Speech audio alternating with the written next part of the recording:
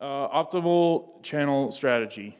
If you don't use this like a strategy, like you just plug things in and hope for the best. The one most common thing I'll see is they set up like the stage pockets a certain way. You plug into the closest one, and then wherever that ends up on the console is where it ends up. And then you end up with like choir left, pastor's mic, kick drum, bass, tom mic, choir right. Like it's just, then you're just always hunting. So it's the better way to deal with that is actually organize your channels. And it'll give you a predictable channel layout.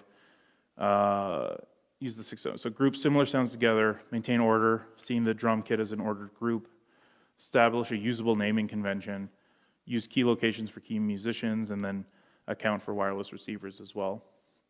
So you can sort of group, like I think of the stringed instruments as one sort of group. So, and then I'll put them in by their dominant frequency. So after the drum kit, I'll put bass, acoustic, a second acoustic, the electric guitar, because generally they're playing higher because they're doing more lead line stuff, and then violin, even higher than that. And that's the order that I'll put them in on my board, because that's sort of the frequency ranges that they deal with. And then you'd also account for location. So I had acoustic 1, acoustic 2. For me, what I do is looking at the stage from the back, I'm going to put acoustic 1. If there's an acoustic there and acoustic there, that's 1, that's 2. I'll just number them left to right. If I have 4 vocalists, 1, 2, 3, 4, 5, this way.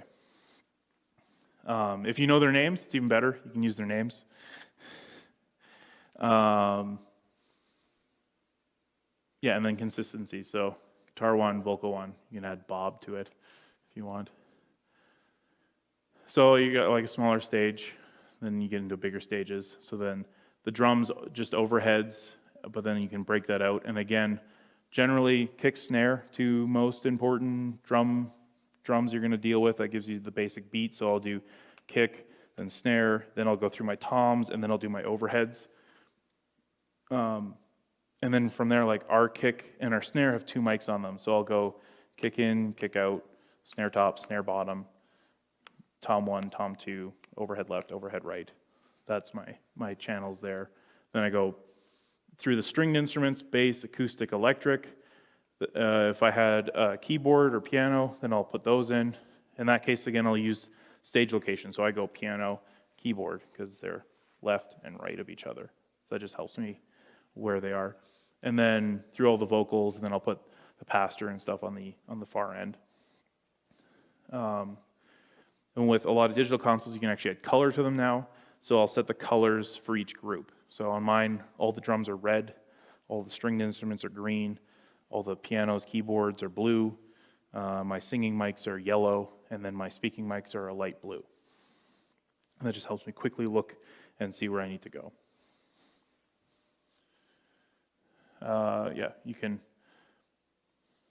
So yeah, this is the one fix. So with digital boards, generally you can just tell it, you can set up your faders however you want. You can just drop them in. The SQ does that. Behringer can do that as well with one set of channels.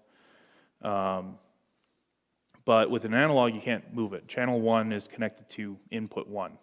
Some analog or some digital boards like the Allen Heath QU has the same problem. When you plug into channel 1, it goes to fader 1. So one of the ways to fix that is move the snake around. So plug in whatever is the easiest to plug in on the stage, but then set up those channel groups by moving, okay, the drums are plugged in through 1 through 8, so they use up 1 through 8.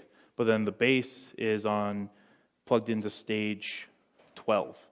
Well, just plug it into 9 on the back of the board. Make a sheet to show you how you have everything plugged in so you can get back to it again, but that will give you that same optimal channel strategy.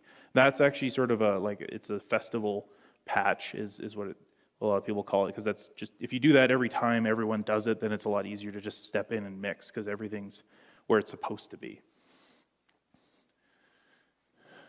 Oh yeah, the main methods, that's when you get into like the board's too big. So with these big analogs, you're going to be standing here. So your important channels should be on your left and right hand. So this would be all your like vocal mics And then the kick drum can be all the way over here because you don't need to walk over here that often. But with digital boards, again, it would just be more like what faders do you have on the top layer or whatever.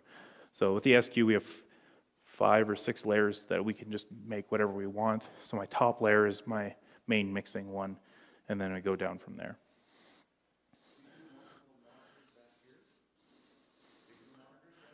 Like for screens on them? I don't. It has the one in the middle. I have sometimes just set this iPad up in front of it because this is connected to that mixer. You can see I've got my channel here, and I can actually set this to like a meters page, and then I get like a meter bridge just sitting on top of the console. So that's one way to use. I've done it in the past, but I do, and then I don't, and then I do, and then I don't. It sort of depends. I love using groups because you can do a bit more with them, but like the SQ has 12 groups, and I'm using 9 of them for monitors, and then 2 of them for like other sends. So I have 1 group left over for like mixing stuff. So I just put all my talk mics in 1 group, and then I apply a de-esser to that. So I would love to use groups, but I have used DCAs in the past. If you have a lot of channels, it makes life a bit easier because now you have like 8 faders to deal with instead of 24. A lot of consoles will do a DCA spill too now, where you can press a button and all the channels in that DCA will just go onto the board so you can make adjustments and then get out of it.